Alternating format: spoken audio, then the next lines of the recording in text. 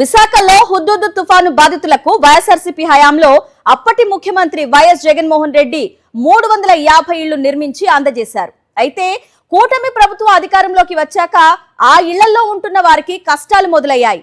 ఇళ్లు ఖాళీ చేయాలంటూ 3 నెలలుగా అధికారులు తమను వేధిస్తున్నారంటూ బాధితులు చెప్తున్నారు. తమ ఇళ్లకు విద్యుత్, తాగునీటిని ఆపేశారంటూ బాధితులు ఆవేదన వ్యక్తం చేస్తున్నారు. వెంటనే విద్యుత్తుతో పాటు మంచినీటిని పునరుద్ధరించాలని బిందెలతో నిరసన వ్యక్తం చేశారు. ఇదే అంశానికి సంబంధించి మరింత సమాచారాన్ని మా ప్రతినిధి నాయుడు అందిస్తారు. ముఖ్యమంత్రి వైఎస్ జగన్మోహన్ రెడ్డి హుద్హుద్ తుఫాను బాధితులకు ఇచ్చిన ఇళ్లకు నేడు అధికారులు తాళం వేస్తున్నారు. అలాగే మీటర్లు కట్ చేస్తున్నారు, వాటర్ను బంద్ చేస్తున్నారు. దీంతో అధికారుల తీరును నిరసిస్తూ లబ్ధిదారులు ఎవరైతే ఉన్నారో వాళ్ళంతా కూడా రోడ్డు మీద ఖాళీ బిందెలతో తమ నిరసనను తెలియజేస్తున్నారు. ఇంక ఇదే అంశం మీద మనతో మాట్లాడడానికి కొంతమంది ప్రజలు ఉన్నారు. చెప్పండి అమ్మ, ఎలాంటి ఇబ్బందులు పడుతున్నారు ఇక్కడ వాటర్ కానీ లేదంటే కరెంట్ కానీ లేకపోవడం వల్ల? మేము చాలా ఇబ్బంది పడుతున్నామండి. అయితే నుంచి ఒక 3 నెలలు అవుతుందండి కరెంట్ తీశారు. కరెంట్ తీస్తే చాలా వరకు తిరిగాము, చాలా పోరాడాము, కానీ మాకు అవ్వలేదు. ఇప్పటికీ చాలా ఇబ్బందులు పడుతున్నాం. చంటి పిల్లలతోని, ముసలోళ్ళతోని, కడుపులతో ఉన్న వాళ్ళతో చాలా నరకేతన పడుతున్నామండి. మేము భరించలేకపోతున్నాం.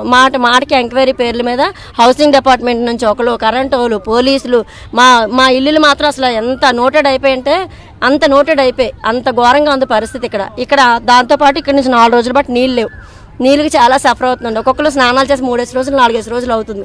మాకేదో పరిష్కారం చేయండి సార్. ఇక్కడ మేము చాలా 3 నెలలు అవుతుంది కరెంట్ లేదు.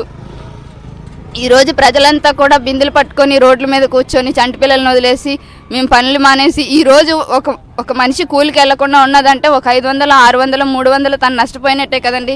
ఇంత మేము ఎందుకు శ్రమ పడాలి? మాకు వాళ్ళు ఇచ్చిందే కదా, మాకు ఎంక్వైరీలేమి మా సొంతంగా మేమే ఆక్రమించుకునే స్థలం కాదు. ప్రభుత్వమే డిసైడ్ చేసింది ఎవరు ఎక్కడ ఉండాలి ఏంటి అనేది. పట్టా మా పేరునుంది. అన్నీ మేము ప్రతి నెల కరెంటు బిల్లు కడుతున్నాము, ఇంటి పన్ను కడుతున్నాము, అన్నీ చేస్తున్నాము. అన్నీ మా పేరునున్నప్పుడు మాది అని మేము స్వతహాగా స్వతంత్రంగా బతికే రోజుల్లో ఏం చేస్తున్నారంటే ఇప్పుడు రాత్రి 9 అవనియండి 10 అవనియండి వచ్చి డోర్ కొడతారు. మాకు కావాలి, మా కరెంట్లు మాకు కావాలి, నీళ్ళు లేవు, ఇగో కరెంట్ లేక నేను ఇంట్లో పడిపోయాను. అదే మేము కోరుకుంటున్నాం సార్. మాకు ఇంకేమీ ఆశించట్లేదు. నీళ్ళు లేక పొద్దున్న పనికెళ్ళి వస్తాను, కూలి పనికెళ్ళి వస్తాను సార్.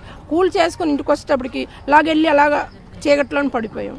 తీవ్రమైన ఇబ్బందులకు గురవుతున్నామని, రాత్రులు పడుకోవడానికి కానీ కరెంట్ లేకపోవడం వల్ల ఇబ్బందులు పడుతూ, అలాగే తాగడానికి మంచినీళ్ళు లేక నానా అవస్థలు పడుతున్నామని అధికారులు ఇప్పటికైనా స్పందించి తమకు కరెంటును అలాగే వాటర్ను ఇవ్వాలని, తమ ఇల్లులను తమకు అప్పగించాలని చెప్పి ఇక్కడున్న ప్రజలంతా కూడా డిమాండ్ చేస్తున్నారు. కెమెరామెన్ శంకర్తో నాయుడు, విశాఖపట్నం నుంచి.